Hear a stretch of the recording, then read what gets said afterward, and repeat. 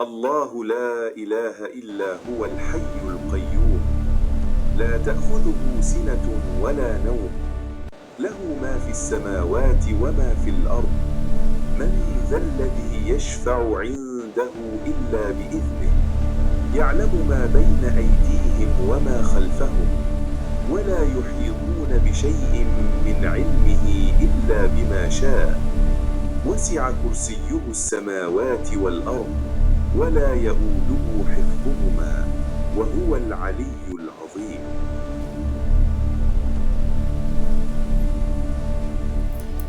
అల్లాహ్ ఆయన తప్ప వేరే దైవం లేడు. ఆయన సజీవుడు మరియు విశ్వమంతటిని సంరక్షించేవాడు. ఆయనకు కునుకు గాని నిద్ర గాని రావు. ఆకాశాలలో మరియు భూమిలో ఉన్నదంతా ఆయనదే. ఆయన అనుమతి లేకుండా ఆయన వద్ద సిఫార్సు చేయగలిగేవాడెవడు? వారి అంటే సృష్టి రాసుల ముందున్న దానిని మరియు వారి వెనుక ఉన్న దానిని ఆయన ఎరుగును. ఆయన కోరినంత తప్ప ఆయన జ్ఞానంలో నుండి వారు ఏ విషయమును గ్రహించలేరు. ఆయన కుర్సీ అంటే పీఠం ఆకాశాలను మరియు భూమిని ఆవరించి ఉంది. వాటి సంరక్షణ ఆయనకు ఏమాత్రం భారం కాదు. ఆయన అత్యున్నతుడు మరియు గొప్పవాడు. తఫ్సీర్ అంటే వ్యాఖ్యానం, సారాంశం. ఈ ఆయత్ అల్లాహ్ యొక్క ఏకత్వాన్ని అంటే తౌహీద్ను మరియు ఆయన గొప్పతనాన్ని వివరిస్తుంది. అల్లాహ్ గుణాలు: ఆయన లోపాలకు అతీతుడు. నిద్ర, అలసట వంటివి ఆయనకు ఉండవు. యాజమాన్యం: ఈ విశ్వంలో ఉన్న ప్రతి అణువు ఆయనదే. విగ్రహాలు లేదా ఇతర శక్తులు ఆయనకు భాగస్వాములు కాలేవు.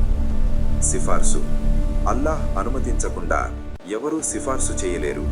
కేవలం ఆయన అనుమతించిన ప్రవక్తలు, మలాయిక అంటే దూతలు మరియు సజ్జనులు మాత్రమే సిఫార్సు చేసే అవకాశం పొందుతారు.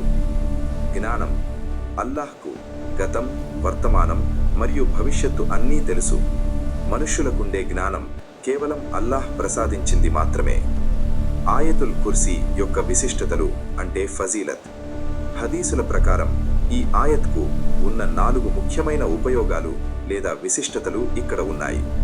1. అత్యున్నతమైన ఆయత్.